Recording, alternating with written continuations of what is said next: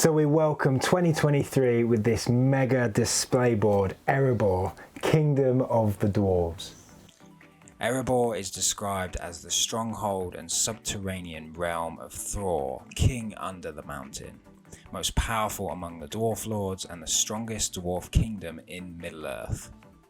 This display board was built by Keith as a gift for me for my birthday way back in 2013. The board is entirely one solid piece and weighs an absolute ton. Today we'll be looking at exactly how Keith built this mega display board and all the intricate details that he used. If this sounds like something you're interested in, stick around as I reveal the process. For now, let's jump back to the reference material where this was all originally created. In J.R.R. Tolkien's Legendarium, the Lonely Mountain is a mountain northeast of Mirkwood. It is the location of the dwarves' kingdom, and the town of Dale lies in a valley on its southern slopes. In The Hobbit and The Lord of the Rings, the mountain is called by the Sindarin name Erebor. In The Hobbit, the biggest feature is obviously the dragon, so we knew the dragon had to be the biggest, baddest creature of all. But back when Keith built this, there was no glorious model like there is now from Games Workshop, and I'm yet to get my hands on it. Spending over £400 on one model seems mental to me, and I've just not taken the plunge yet. Hit me up in the comments if you've brought this incredible model of Smaug and what it's like. Anyway, if you're new around here and watching for the first time, welcome. If you've not seen any of our previous videos, Keith and I have been building terrain for my ever-growing army of Warhammer for the last 20 years, including boards like Lake Town, Rivendell, Barrels Out of Bond, and today we will be showing you Erebor. For those interested in our work, we are now taking bookings for commission stuff in 2023. Hit the link in the description to get in touch. Now back to the build.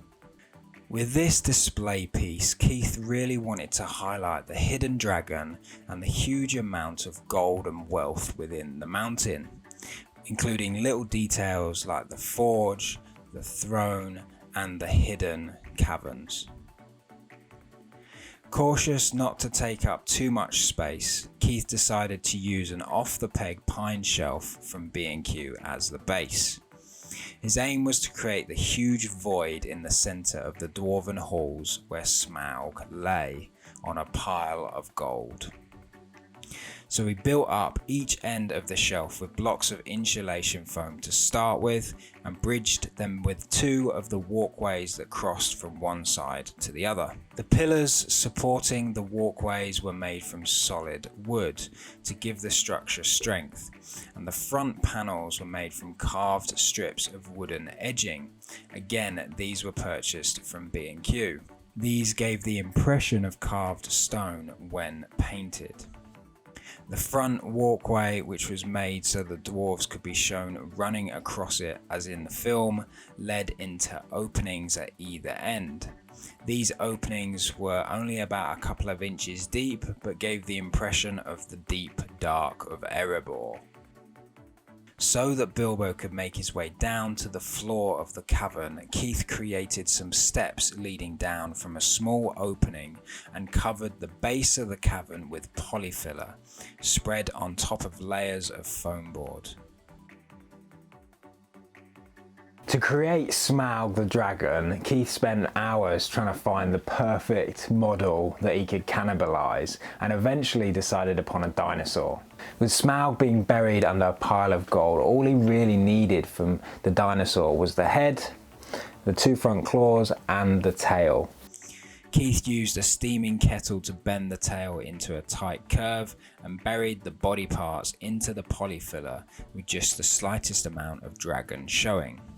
The rear walkway was the base for a tramway to move the mined ore from where it was being quarried at one end to the top of a huge smelting furnace at the other end.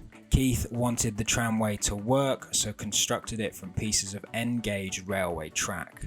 He also found some wagons at a model railway exhibition and filled some of them with lumps of painted gravel to act like gold ore. The furnace was scratch built from pieces of foam board, the lid from a kitchen cleaning product, and 2 pieces of U-shaped plastic girders.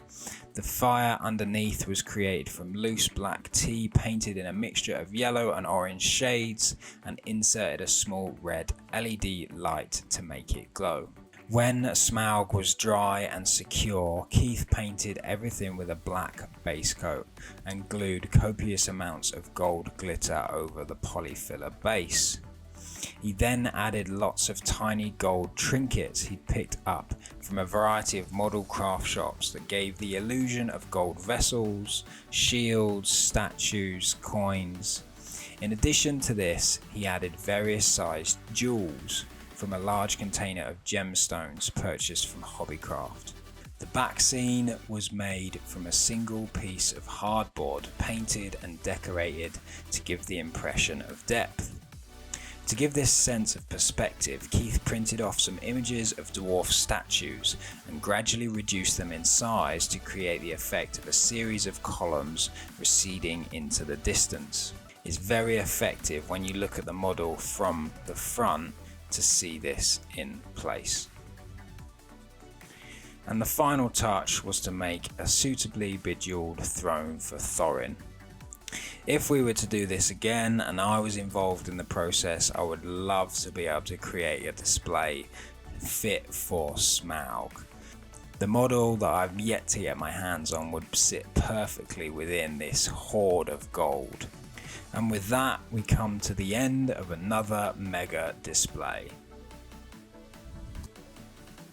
I don't think there is anyone in the community that has the inside of Thor's gold hoard as a display. However, if you do, please comment below and let me know. I'd love to see it. For now guys, let me know what you think of this video. Smash the subscribe button if you're into this kind of stuff. Hit the thumbs up, leave a comment below. I'd love to know what you're working on, and until then, I'll see you in the next video. PS, if you watched to the end of this video, Happy New Year.